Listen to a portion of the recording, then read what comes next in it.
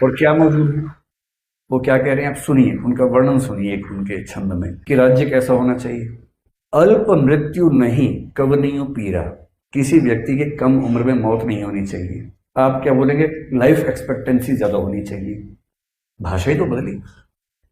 अल्प मृत्यु नहीं कवनियों पीरा, सब सुंदर सब विरुज शरीरा, सब लोग सुंदर हो, कोई व्यक्ति बीमार ना हो, हेल्थ पैरामीटर्स हों।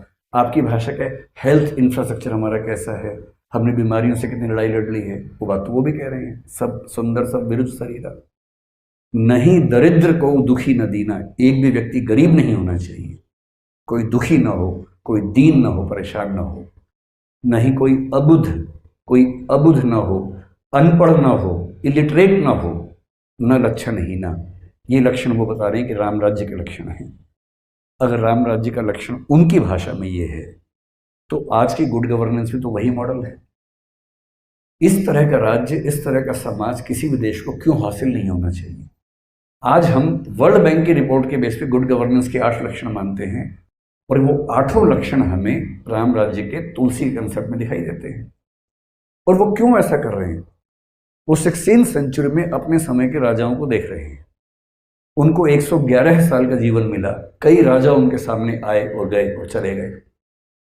उनकी यात्रा बाबर से शुरू होती है, हुमायूं तक उनकी यात्रा चलती गई है लगातार, अकबर उसके बाद तक चलती रही है।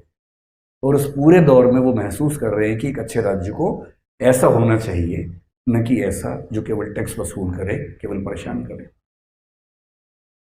इस फिलॉसफी के साथ हमने अपना संविधान लिखा। हमारा संविधान जिन फिलोसफर्स की फिलोसफी पर टिका है, उसमें कबीरदास और तुलसीदास सबसे बड़े लोग हैं। कबीरदास से हमने सीखा कि कैसे हमें समानता की बात करनी है, जाति व्यवस्था समाप्त करनी है, हर धर्म के व्यक्तियों को एक समान महत्व देना है। तुलसीदास से हमने गुड गवर्नेंस के फार्मूले सीखे, समन्वय की चेतना सीखी। महात्मा गांधी और डॉक्टर अंबेडकर संविधान लिखने के समय, डॉक्टर अंबेडकर एक तरह से कबीरदास का पुनर्जन्म है, जो अधिकार के साथ सामाजिक समानता की बात कर रहे थे। महात्मा गांधी एक तरह से तुलसीदास का पुनर्जन्म है, जो समन्वय और सबको साथ लेकर चलने की बात कर रहे थे। और एक अच्छे देश की रचना किसी एक दृष्टिकोण से ना होकर के सबके मिलने से होती है, सबकी अच्छी बातों को साथ में लेकर चलने से होती है। और तब हमारे देश ने तय किया कि हमें एक ऐसा शासन चाहिए जो समाज के हर वर्ग को लेकर चले।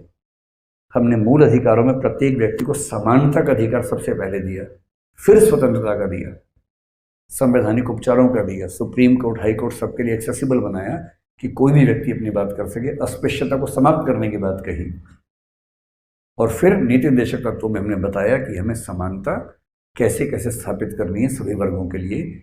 इस वायदे के साथ संविधान सभा ने संविधान पर हस्ताक्षर किया कि अब जो समाज बनेगा वो सभी का समाज होगा, किसी एक वर्ग विशेष, धर्म विशेष का समाज ना होकर के सबको साथ लेके चलने वाला समाज बनेगा। ये समाज केवल प्रधानमंत्री के चाहने से नहीं बनता है। नेहरू जी उस समय कितना भी चाहते, समाज कैसे बन जाएगा, एक व्यक्ति कैसे कुछ करेगा। जो पॉलिटिकल लीडरशिप तय करती है, उसको एग्जीक्यूट करने वाला काम करती है ब्यूरोक्रेसी, नौकरशाही। और नेहरू जी ने कहा था कि जो मैं चाहता था वो नहीं कर पाया, और उसकी सबसे बड़ी जिम्मेदारी इस चीज पर है कि मैं नौकरशाही का स्वभाव नहीं बदल पाया।